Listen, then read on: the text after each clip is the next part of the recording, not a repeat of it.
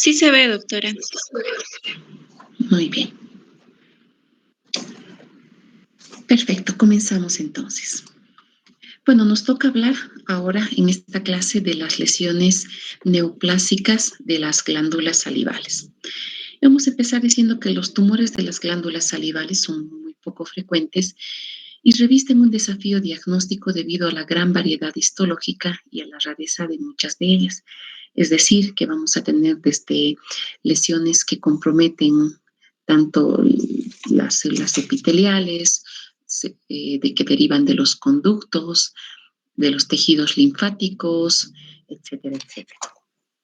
Entonces, corresponden al 4% de las neoplasias de la cabeza y cuello. Si bien no son frecuentes, la mayoría de estas lesiones neoplásicas van a corresponder a la glándula parótida. Más o menos el 85% van a comprometer a esta glándula. Y si podemos ver acá la relación que existe entre las glándulas o de las lesiones malignas y las lesiones benignas, tanto de la glándula parótida como de las glándulas submaxilar o sublingual, podemos ver que existe una relación inversamente proporcional de lesiones malignas versus benignas. Me explico, es decir, cuanto mayor es el tamaño de la glándula, la incidencia de lesiones malignas es menor. Cuanto más pequeña es la glándula, la incidencia de lesiones malignas es mucho mayor. ¿Sí? Para las glándulas linguales, por ejemplo, sublingual, tenemos el 80% de las lesiones tumorales van a corresponder a lesiones malignas y el 20% a benignas. En la glándula submaxilar existe más o menos la misma proporción entre lesiones malignas y benignas. Y en la glándula parótida, afortunadamente, la mayoría de las lesiones van a corresponder a lesiones benignas. Entonces, además, en la región, en la glándula parótida, debido a que dentro del parénquima tenemos ganglios linfáticos, también pueden ser asiento de lesiones metastásicas de dichos nodos. Entonces, más o menos es igual entre varones y mujeres. Existen algunas lesiones que son más predominantemente en mujeres. La incidencia es mayores de 60 años. Debido a estos linfonódulos, también pueden asentar en la glándula parótida tumores del cuero cabelludo, del conducto auditivo externo y también de la parte superior de la laringe. En cuanto a la etiología, no se conoce actualmente un factor etiológico, pero sí se conocen muchos factores. Dentro de ellos tenemos la infección por el virus del Epstein-Barr, que produce la mononucleosis infecciosa, el consumo de tabaco, especialmente en alguna de ellas, la irradiación o la radioterapia también es una causa, los trabajadores en madera por la aspiración del polvillo, algunas mutaciones y la epigenética, ¿no? Como todos los factores externos ambientales que pueden influir en la expresión de dichas mutaciones. Entonces vamos a hablar de dos grupos de tumores, los benignos y los malignos. Existen diferentes tumores benignos, sin embargo, vamos a referirnos a dos fundamentalmente, que son los más frecuentes, casi el 90%, corresponden a estas dos lesiones, con un 85% al adenoma, por ciento el cistoadenoma o tumor de Warthin. Dentro de las lesiones malignas tenemos una amplia gama y se dividen en dos grupos fundamentalmente, aquellos que son de bajo grado y los de alto grado. Y vamos a referirnos a dos lesiones fundamentalmente que van a ser el carcinoma epidermoide del alto grado y de bajo grado y de alto grado al carcinoma adenoideo quístico, dentro de las dos lesiones más frecuentes de las glándulas malignas de las glándulas salivales. Entonces, para hacer el estudio de estas lesiones tenemos que tomar en cuenta dos aspectos, o varios aspectos en realidad que nos van a orientar a lesiones benignas y otros aspectos que nos van a orientar dentro de la clínica hacia la presencia de lesiones malignas. Dentro de las características que nos pueden indicar que se trata de una lesión benigna son que sean únicos o unilaterales, que tengan un crecimiento lento, que son lesiones que son asintomáticas generalmente, que son móviles a la palpación, que tienen una consistencia elástica, que no se puede evidenciar, ya sea tomográficamente o clínicamente, una infiltración de las estructuras anatómicas vecinas, que no presentan adenopatías, es decir, agrandamiento de ganglios que se encuentran alrededor de la lesión, y generalmente pueden ser lesiones que, si bien pueden tener un gran tamaño, no van a afectar ni el nervio facial, tampoco la piel circundante.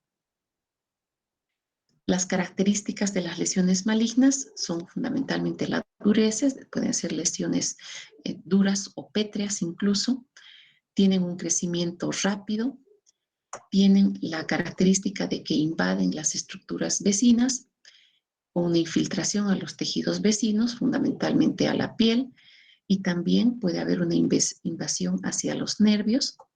No son encapsulados, generalmente son infiltrantes, presentan ulceraciones a nivel de la piel, pueden ya ir acompañados en el momento del diagnóstico por adenopatías cervicales metastásicas, y esto es importante, que presentan dolor espontáneo, y también ya puede existir una afectación del nervio facial con una parálisis facial, o también puede haber una anestesia o paresia del nervio lingual. Habíamos visto la relación en la parte profunda, en la celda submaxilar, la ubicación del nervio lingual. Entonces, las lesiones malignas de la glándula submaxilar pueden afectar a este nervio. Entonces, vamos a comenzar hablando del adenoma pleomorfo. Entonces, dentro de los tumores benignos vamos a ver dos fundamentalmente: el adenoma quístico y el tumor de Warthin, ¿ya? El adenoma pleomorfo y el tumor de Warthin. Entonces, tenemos el adenoma pleomorfo como una lesión benigna. Su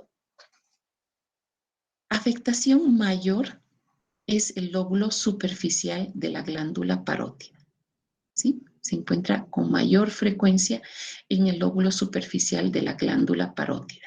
Generalmente afecta solamente a un lado, son unilaterales, y su característica, a pesar de que pueden tener tamaños grandes, es bastante móvil y no presentan una alteración, como podemos ver acá, del nervio facial.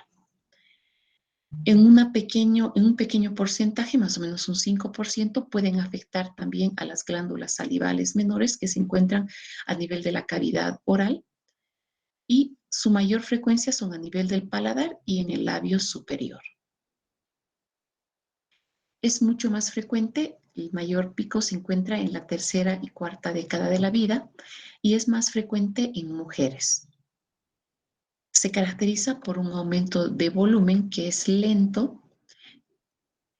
Normalmente estas lesiones, en la mayoría de los casos, alcanzan un diámetro de 2 a 6 centímetros.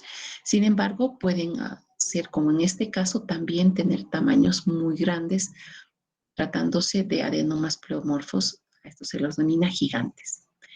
Tienen una evolución silente, es decir, no producen generalmente dolor u otra sintomatología, y se caracterizan porque tienen esta superficie que es multilobulada, ¿no? No suele ser lisa, sino tiene varios nódulos, y no hay una afectación de la piel se encuentra intacta.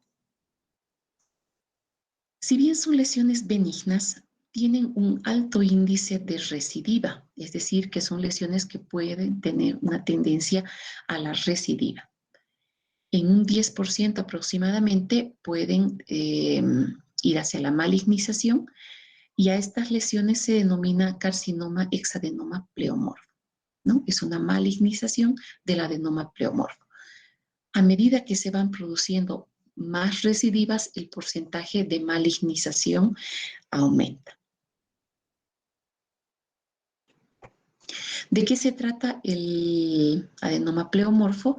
Como su nombre dice, se trata de un tumor mixto, es decir, que va a estar compuesto por varios tipos celulares, fundamentalmente por células epiteliales y mioepiteliales y por un estroma, es decir, un tejido que se encuentra o alrededor de las células tanto epiteliales como mioepiteliales, que puede ser mixoide, condroide, mucoide o osteoide, es decir, que van a estar compuestos de cartílago, un tejido mucoide o incluso hueso. Se caracteriza por ser una lesión bien delimitada, encapsulada y generalmente tienen una consistencia sólida, ¿no? Ahora, hay una característica, si bien son muy bien encapsuladas y tienen una cápsula gruesa, tienen a través de la cápsula pueden salir estas prolongaciones por fuera de la cápsula. Y estas prolongaciones son las que van a provocar las recidivas una vez que se haya hecho una enucleación.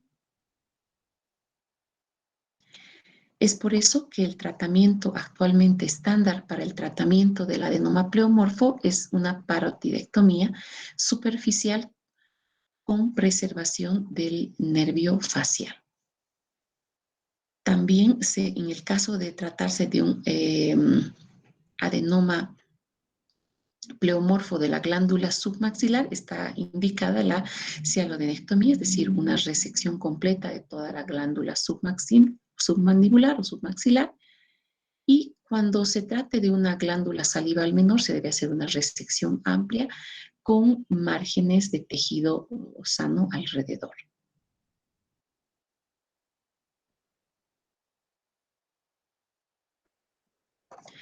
La otra lesión benigna de las glándulas salivales es el cistoadenolinfoma o tumor de Warthin.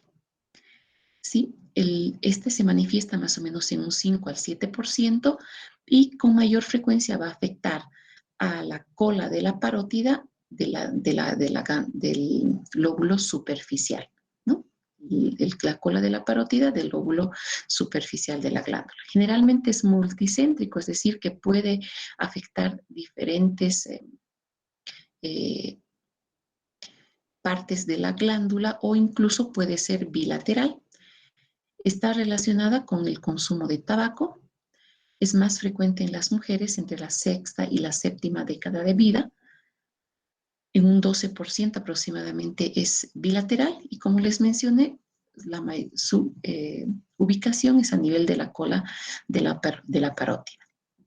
Se caracteriza por un aumento de la glándula y del compromiso del lóbulo superficial. Son generalmente lesiones que tienden a ser blandas y ser quísticas. De hecho, van a ser a la palpación, pueden ser fluctuantes, se encuentran bien delimitados y son encapsulados. Se caracteriza por un epitelio ductal y un estroma linfoide. ¿No? Podemos ver acá células ductales rodeadas por un infiltrado linfoide. ¿No? De ahí su nombre de cistoadenolinfoma o tumor de Warthin. ¿Cuál es el tratamiento en estos casos? ¿No? Se trata de una parotidectomía superficial en caso de tratarse de la glándula parótida, o también se puede hacer una enucleación, es decir, retirar solamente la lesión. En este tipo de tumores sí está aceptada la enucleación. Tiene aproximadamente un 2 a un 6% de recurrencia y la transformación maligna es muy rara en este tipo de tumores. Bueno, vamos a hablar ahora de los tumores malignos y de los dos carcinomas que habíamos comentado al principio, ¿no? El primero es el carcinoma mucoepidermoide, que se caracteriza por células mucosas, está compuesto por células intermedias y escamosas. Es más frecuente en las glándulas mayores, el 93% va a comprometer a la glándula parótida y puede presentarse entre la segunda y la séptima década de vida, o sea, que también es frecuente en pacientes jóvenes. Dentro de la clínica se caracteriza por ser ulcerado, por ejemplo, en esta lesión del paladar, que ha comprometido una glándula salival menor, presentan ulceraciones Tienen una consistencia firme, pueden tener meses de evolución, tienen esta característica de un color azulado en la superficie y generalmente están relacionadas con presencia de dolor cuando hay una infiltración nerviosa. Pueden haber parestesias y también parálisis del nervio facial. Generalmente la mayor frecuencia son de bajo grado, pero también en un 30 al 50% pueden ser de un alto grado, ¿no? Estas se caracterizan por ser de crecimiento mucho más rápido y de invadir rápidamente hacia los órganos o hacia los tejidos vecinos. En este caso, el tratamiento es quirúrgico, se debe hacer una excisión y acompañado de radioterapia adyuvante y también una disección ganglional. En el tratamiento, en el segundo, en una lesión tumoral, tenemos al carcinoma adenoideo quístico, que es una neoplasia epitelial maligna constituida por células de aspecto basaloide, epiteliales y mioepiteliales. Se ha descubierto que se debe a una pérdida de la heterocigosidad del cromosoma número 6. En cuanto a la incidencia, tenemos que corresponde al 10% de las neoplasias malignas de las glándulas salivales, en un 40 o un 50% de las neoplasias de las glándulas menores. Afectación igual puede ser desde la segunda a la quinta década de vida, se presenta también en personas jóvenes y la relación entre mujeres y varones es de 4 a 1. Se caracterizan por un aumento de volumen que puede ser rápido, tienden a hacer lesiones rápidamente ulceradas, tienen un crecimiento lento, que tienen de principio dolor porque tienen una troficidad, un trofismo hacia las terminaciones nerviosas y pueden tener rápidamente una parálisis del nervio facial. Dentro de la histopatología se caracterizan, como habíamos dicho, por células ductales, mioepiteliales y tienen unos núcleos hipercromáticos. Tienen 3 patrones histológicos, tubular, cribiforme y sólido, y tienen la característica de una invasión perineural que se va a traducir con dolor desde el inicio del cuadro. El tratamiento igual es tratamiento quirúrgico, una radioterapia posteriormente del tratamiento quirúrgico y el pronóstico generalmente tienen metástasis a distancia un 35% y la sobrevida a 5 años aproximadamente es del 77%, a los 10 años el 60% y a los 20 años un 20%. Entonces la ecografía es muy útil para hacer el diagnóstico de estas lesiones, tanto benignas como malignas, ya que nos permite ver si se trata de una lesión que compromete el parénquima glandular o compromete tanto el lóbulo superficial o el profundo y nos permite ver las características del tumor. Por ejemplo, en este caso es un tumor de Warthin, que se ven estas prolongaciones que son características de este tipo de tumores y son generalmente lesiones quísticas. Ese es un adenoma pleomorfo, como vemos, es sólido y multilobulado. También nos permite ver adenopatías regionales, como en este caso un aumento de este ganglio linfático que se encuentra en forma regional. La tomografía es otro estudio muy útil para el diagnóstico. Nos permite fundamentalmente ver si hay tumores que están comprometiendo el lóbulo profundo y el espacio parafaríngeo, como en este caso es una lesión de la glándula parótida, un carcinoma mucoepidermoide que ha comprometido, que está retrayendo, empujando todo lo que es la región lateral de la faringe. En este caso, igual, se trata de una lesión que está comprometiendo el lóbulo profundo de la glándula parótida. Bueno, este es un caso clínico de un paciente varón de 72 años que tiene antecedente del consumo de tabaco por muchos años y consulta por una tumoración asintomática de aproximadamente 1 año de evolución, ubicada por debajo del pabellón auricular derecho y que ha tenido un crecimiento lento.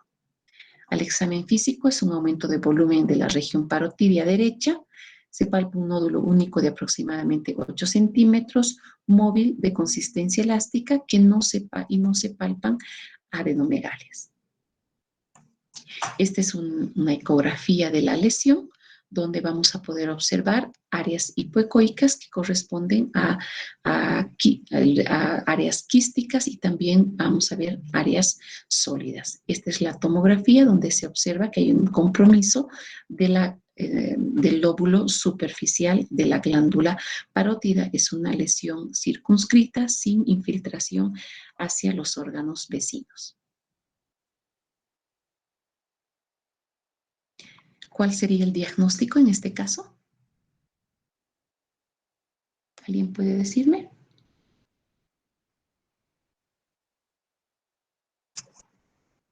¿Se tratará de una lesión benigna o será una lesión maligna? Por las características clínicas.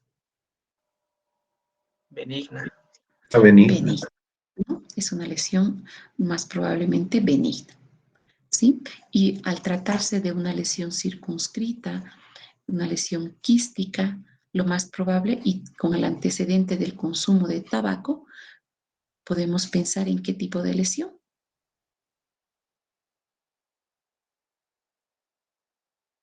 Un tumor de Warthin. Un tumor de Warthin, ¿no? Se trata de un tumor de Warthin, y vamos a tener el tratamiento va a ser quirúrgico, ¿no? En este caso se va a realizar una parotidectomía superficial, obviamente con preservación del nervio facial.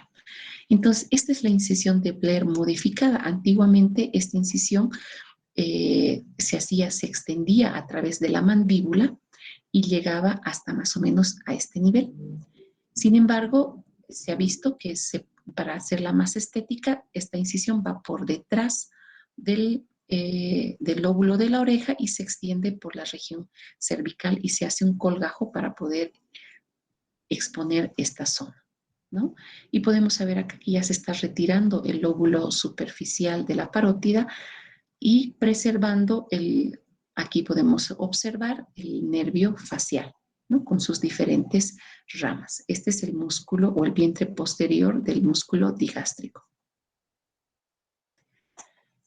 En el caso de un adenoma, este es un adenoma pleomorfo, nos vemos que es multinodular, diferente al caso anterior, que es un nódulo regular. Este es un nódulo, se podría hablar multinodular, con varios nódulos, pero que corresponde a la glándula submaxilar. El adenoma pleomorfo de la glándula submaxilar tiene indicado la adenectomía submaxilar, es decir, se retira toda la glándula submaxilar. Este es un carcinoma mucoepidermoide. Obviamente, en este caso, la resección tiene que ser, si está comprometiendo el lóbulo superficial, se puede hacer una parotidectomía superficial. Si esta va a comprometer también al lóbulo profundo, se debe hacer una parotidectomía total. Si no existe una afectación del nervio facial, se puede hacer con preservación del nervio facial. Y si hay compromiso del nervio facial, alguna literatura habla incluso de una resección segmentaria y una reconstrucción. Aquí podemos ver que se ha hecho se ha marcado la exéresis. Esta cirugía debe ir acompañada de un vaciamiento ganglionar. Aquí ya tenemos la parotidectomía.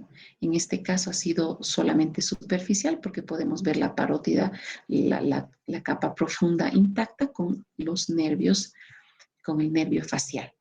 Y posteriormente se ha hecho una rotación de colgajo, es decir, se ha llevado este colgajo cervical para poder cubrir el defecto, ¿no? Y podemos observar acá que existe una preservación de la función del nervio facial.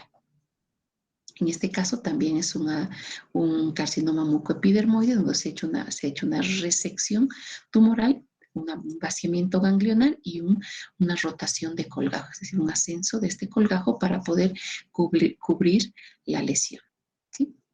Este es otro paciente con una parotidectomía también superficial, donde se ha hecho una incisión de Blair modificada. Muy bien, con esto hemos concluido las lesiones neoplásicas de las glándulas salivales. No sé si existe alguna pregunta al respecto.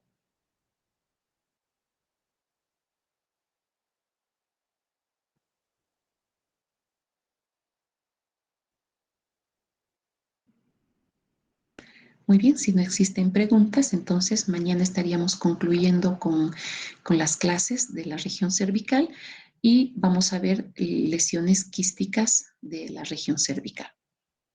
Y vamos a ver también lesiones vasculares como el paraganglioma.